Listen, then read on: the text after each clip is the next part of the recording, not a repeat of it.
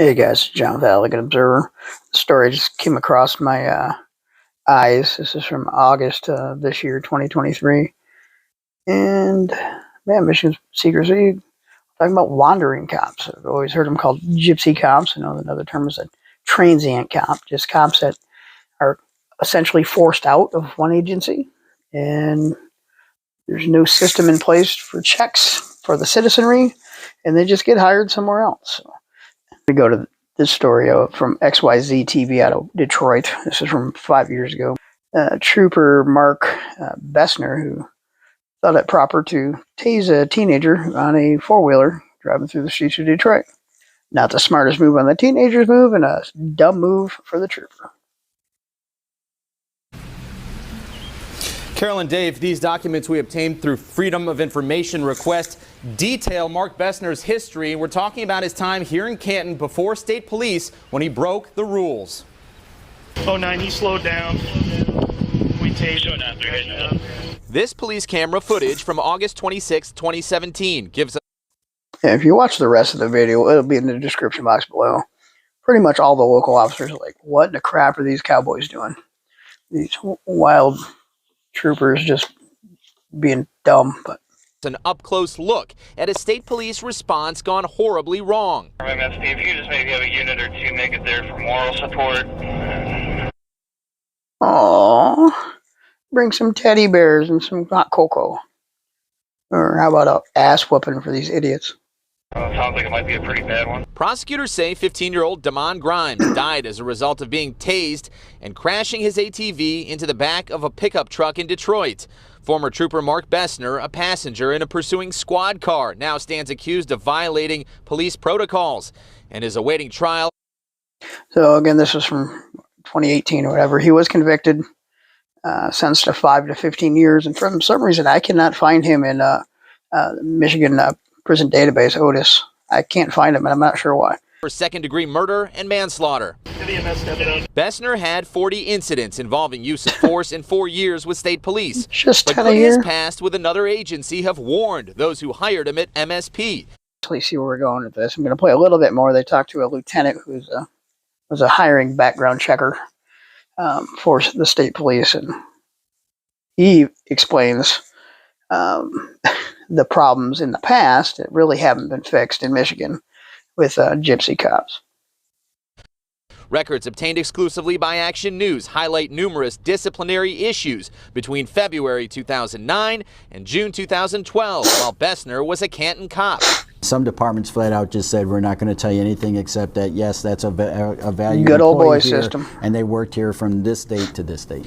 We showed state police spokesman and former hiring background investigator, Lieutenant Mike Shaw, the findings of our Freedom of Information Act request. One issue.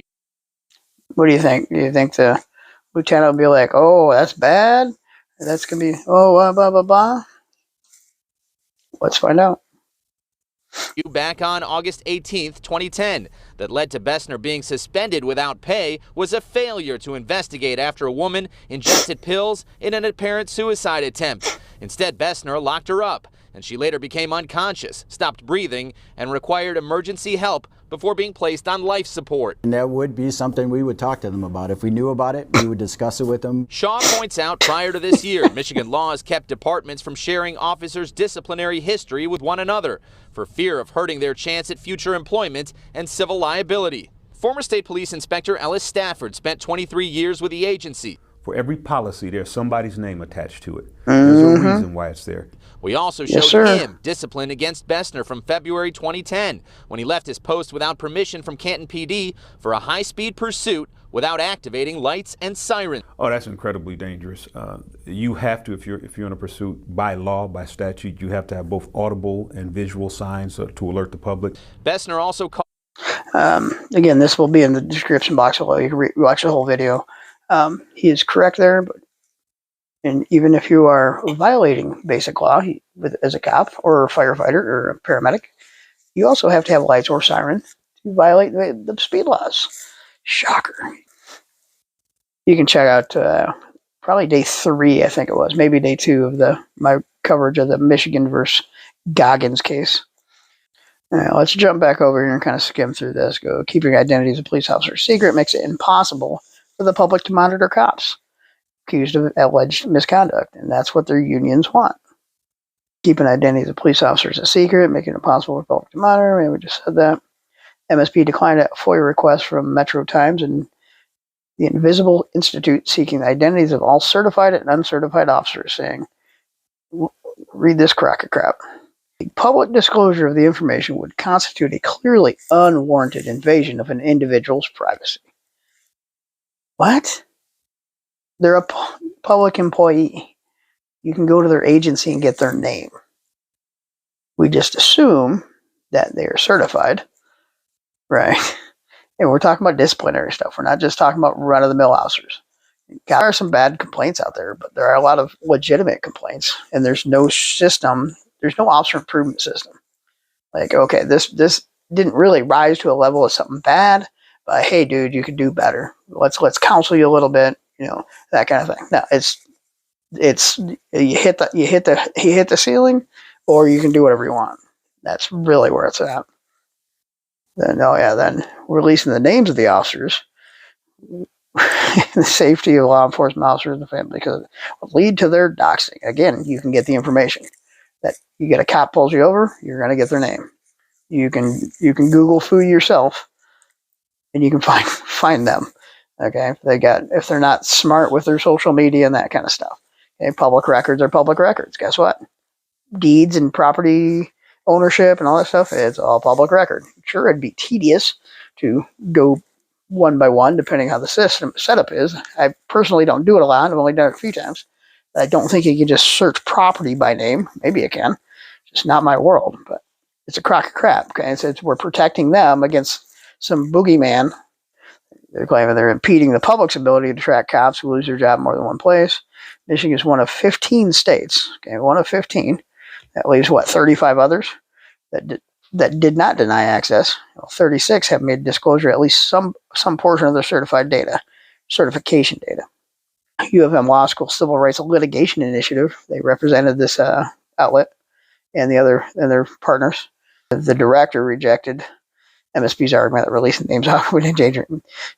It already releases, exactly. State Police already releases names and photographs of police officers when they graduate from the academy. We don't think that would hold up in court. They haven't proved any instances where public safety was jeopardized because the name of an officer was made public. Just on that level, it's like the king's men can't be identified for fear of retribution. Is that not like really, really, really, really indicative of a police state? Isaiah McKinnon, he's a retired chief of police for Detroit PD. Said public's access of wandering cops is essential to reducing the ability of abusive officer to find. Essential to reducing. English matters. The ability to abusive officers find work in another law enforcement agency. So that's really why I made that video about David Loza from the former Pokagon tribal police officer down in Van Buren County. We need to know this stuff. Okay, you got somebody doing dumb, and hey, maybe it was a stupid mistake. I don't know Mr. Loza, but I want to know if I hear that he's getting hired or potentially hired locally. Yeah, I want to know. And I can voice my concerns, right? Redress your government. Gotta love the First Amendment. One of the 5, right? So there's got to be some way information to be supplied to the people in the respective community. No laws requiring departments to disclose information about much of an officer's misconduct to another law enforcement agency. They're not sharing this stuff among themselves. Without reporting requirements, agencies are at risk of unknowingly hiring officers who left their previous jobs under questionable circumstances. In law enforcement, what you have is a person who has the potential of taking a life. You basically have more power than the Michigan Supreme Court. We want to make sure those who commit heinous acts are not purposely or inadvertently allowed to join another law enforcement agency. It is the thin blue line. That's what it is. You got weak chiefs, you got weak supervisors, and he's tarnishing your profession. Just a few bad apples, those chiefs, those supervisors, all these people who are not reporting this and sharing the information on these bad officers are bad apples too. That is why you can never get rid of them all. It's the culture. The culture is full and promotes, it promotes bad acts by not reporting and fighting any kind of accountability and transparency. Back to Mr. McKinnon here. So this link here, okay, it goes to this opinion commentary from June 2023. It was Detroit's police chief. The legislation must pass police reform bills. He saw firsthand the lethal power without safeguards, innocent people get injured or hurt. Happily, the legislatures, they're considering a few bills to try to do it. They're trying to intervene to, duty to intervene to stop abusive conduct by their officers, restrictions on no-knock warrants. Everything's so scary that we got to knock and just shoot people instead of doing the job properly. And they're trying to ban wandering police who act abusively at one department only to get a job at another. I don't even know if ban would be the right way to go about it. Just share the knowledge. Just this officer did this, that, and the other. So one bill introduced would do just that. Police witness college using such force, which would be legally required to intervene to end it as soon as it's safe to do so. This responsibility adopted officially by nearly 1 in 5 states. That's a weird way to put that. So would that be 1 in 5 states? Yeah, 20% of the states, right? And again, this is the former police chief of Detroit PD. This is crucial because there's an unspoken code in policing that officers stay silent in the face of bad behavior by others. Face shunning from their fellow officers. This blue wall of silence can make even good officers complicit in bad deeds when they keep highlighting it, right? Stop their fellow officers from violating others' rights, especially because they are often the only people with the training, strength, and authority needed to do so. This whole thing's a rock star. This code allows bad officers not only to continue their abuse, to poison the culture of departments. It's not departments, it's the whole profession, sir, that condone such behavior. Legally requiring officers to intervene is critical to promote or protect public safety by rooting out these officers and the culture of retribution they rely upon. Yeah, I think we could do it, but we're going back to the main article here, and this one here. The Free Press reporters were unable to access the names, even the names. But anyway, they were trying to get the names of all certified and decertified officers, or those who were stripped of their certification. But state police has revised that. That link there goes to USA Today, Michigan decertification. So it starts in 2000 and goes down to 2017. So I'm just scrolling through, guys. It does have a search bar. The article was talking about this legislation that failed, SB 474. This is just the intent of the bill. So amend the law enforcement officers. They make an act to require each law enforcement agency to maintain a record related to violation of the employing officer. The agency, you guys can read it. They didn't see any financial impact, so we'll throw this link down there too, just so you guys know what we're talking about.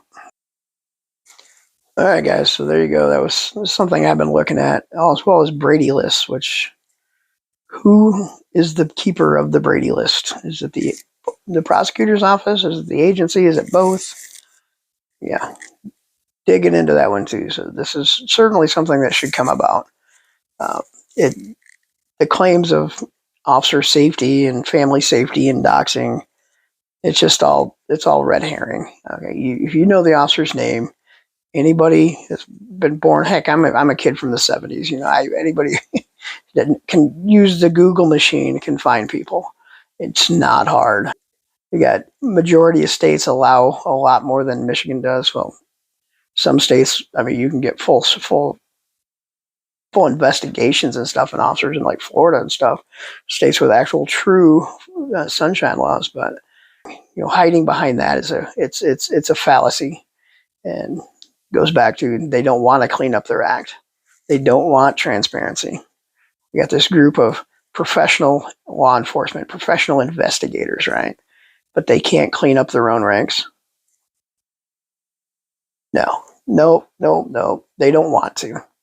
They've had years and decades to do it. They just don't want to. All right, guys, till next time. Hope you guys are safe. God bless. 7-3.